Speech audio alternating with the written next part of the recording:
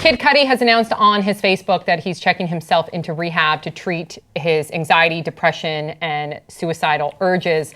First of all, I think that you should read the full post. I'm only going to read a portion of it, but please go on his Facebook and read the entire post. Quote, "My anxiety and depression have ruled my life for as long as I can remember, and I never leave the house because of it. I can't make new friends because of it. I don't trust anyone because of it, and I'm tired of being held back in my life. I deserve to have peace. I deserve to be happy and smiling." Please go read the entire post. So the silver lining in all this, which we talked about earlier, is that Kid Cudi is getting help, and we wish him the best of luck, but also that it launched this really important conversation on social media to talk about mental health issues, but specifically more so within the Black community and with Black men.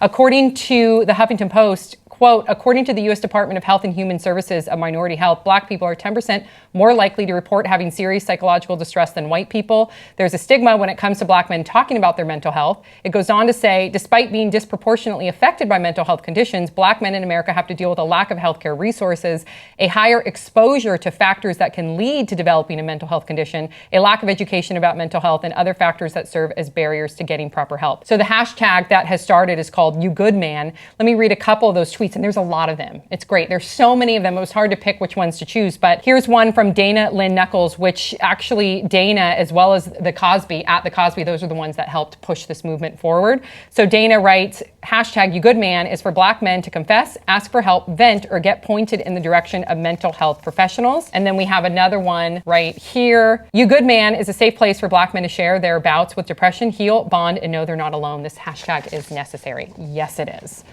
I mean, Sam, when I got the story, and thank you, Amir, for giving us the story. When I got the story last night, it immediately resonated with me and was so touching and so powerful to me because I suffered from clinical depression, major depressive disorder from 17 to 24.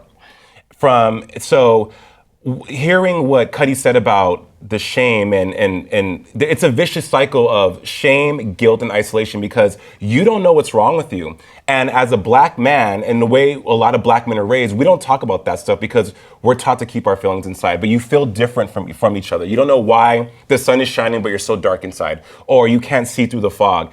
There was times where I know, by the grace of God, sitting in this chair, that it was Him who kept me from taking my life in 2001. I'm so sorry Straight to up. hear that. Yeah, and I got, so many antidepressants later, trying to figure it out, and my parents didn't know what was wrong with me. I didn't know what was wrong with me. A lot of people, they don't. And so you know that you got to get help, but you're so ashamed, and you don't want. And then there's such a stigma with antidepressants, and will it make me feel weird? Will I feel like a different person? Yeah. So it's out of control. And this "you good man" colloquialism is amazing because that's how we talk. Like, yo, Sam, you good man? Mm-hmm. It has a certain level of brotherhood and a warm quality to it that I think that is amazing. But depression is real.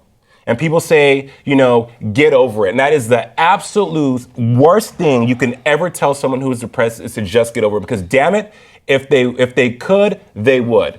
Yeah. So I think Kid Cudi is so brave for coming out and saying this. And again, a lot of Black men feel that they can open up. And also in Black communities, they don't have access to psychiatrists. They don't have access to great healthcare insurance. And you need those things. You need the medication. You need the cognitive therapy. You need to talk to someone. But there's so many things holding you back. There's so many barriers. So this conversation needs to happen. So needs to happen. If anyone's watching that needs to get help, do it, because you are not alone in this. Thank you so much for sharing your story. Yeah. And since you just addressed the viewer, how would you suggest? Okay, so they can utilize this hashtag. Absolutely. I'm sure that there's resources that have been shared with this hashtag. What helped you in 2001 to finally go and get help? And I didn't mean to hijack the story, guys. No, I'm so sorry. please make it personal. I can confidently please. say I don't know much about this. But Sam, growing up, I just knew it was so depressing, more depressing when people would be like, Jay, what's wrong? And then also you start to put up walls and you lie to yourself and you lie to the people that love you because you don't want to disappoint them because you feel like you have so much going for you. You're young, you have your future ahead of you, but you can't pinpoint what the hell is wrong with you. There was times where I could not get out of bed. It took every fiber of my body to get dressed and face the day, and it was just a struggle. So what I decided to do was I Googled depression. Yeah. And then it took months before I even got help. And I went and talked to people. And, it's a series of things. You meet one counselor you don't gel with. You find coping mechanisms like I shopped, I worked out, I smoked a lot of cigarettes. You do all these things because you want to numb away the pain. And when I say this so with so much emotion that I don't wish the type of suffering I went through with my depression on anybody. I would rather have my arm broken or have my leg broken than to have someone go through depression because it's debilitating, it's sad, and it ruins your life. And so, wow, that's a powerful statement, because to say, your arm broken and all that, one, because you're saying it's so debilitating, but number two, normally when we think like you break your arm, we're conditioned to think, oh yeah, you just go to the hospital and fix it. But unfortunately, because of the stigma, we don't think, when I used to be on Dr. Drew, he'd always say, treat above the neck like you do below the neck. So many people don't do that. They don't. They don't think to just go and treat above the neck It's like so you would a broken harder, arm. because you can't take an X-ray and go like, oh yeah, I see your bone's broken. Right. I can't look in a microscope and say, there's the virus.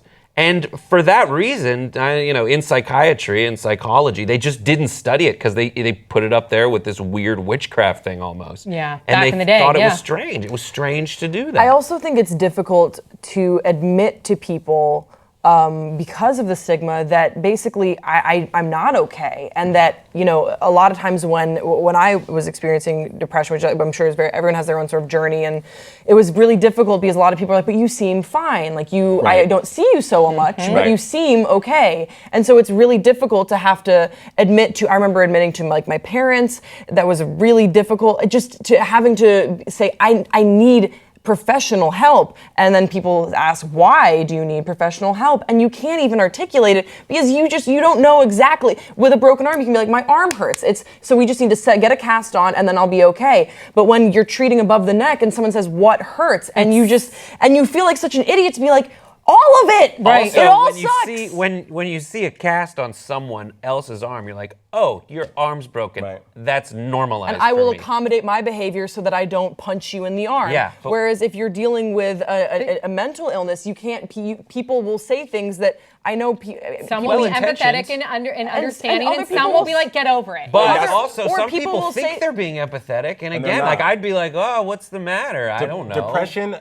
Depression permeates, and again, like I said, it's a vicious cycle because not only are you feeling like crap mentally because it's a chemical imbalance, and 40% of people who suffer from depression is also hereditary.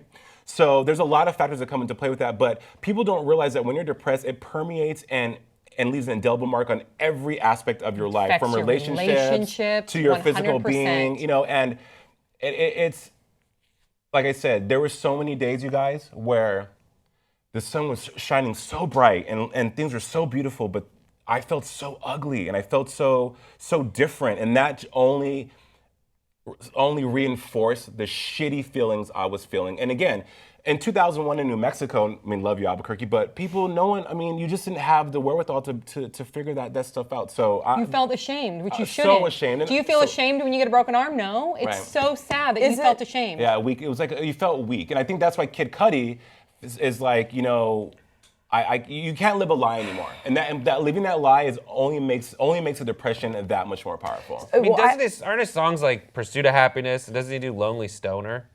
Is it? Day and night, those songs. If you look back at them and you're like, oh my God, how did I not see that? Right. This guy's. They say, go ahead. But it makes me wonder a little bit, is it weird, because I kind of feel like we're sort of celebrating Kid Cudi for coming out and speaking openly, and it feels like a weird thing to celebrate, but it also feels so important to recognize that we need to make steps like this. We need to have more transparency from public figures who are, musicians, so that we don't have kids suffering, and so they know that they can have this, they can go to this hashtag, they can find resources in their neighborhood, in their communities. Alone. So it feels sort of weird to read this story and to know that he's hurting and that he's struggling, but at the same time, I think because we know he's getting help. Right. So it feels. I think it would be different if it was a cry for help and not I'm getting help. So it feels different, but it also feels so important that we're at an age where we can make these steps, where he can speak out publicly and reach so many people with, what was this, a Facebook post, or was it? Yeah, a Facebook post. With a Facebook post, which has then gone viral. Right. And then now the hashtag's gone viral. And then also talking about, I think they have an image in their head about what depression looks like, what that person looks like. And you mentioned that you went through bouts of it.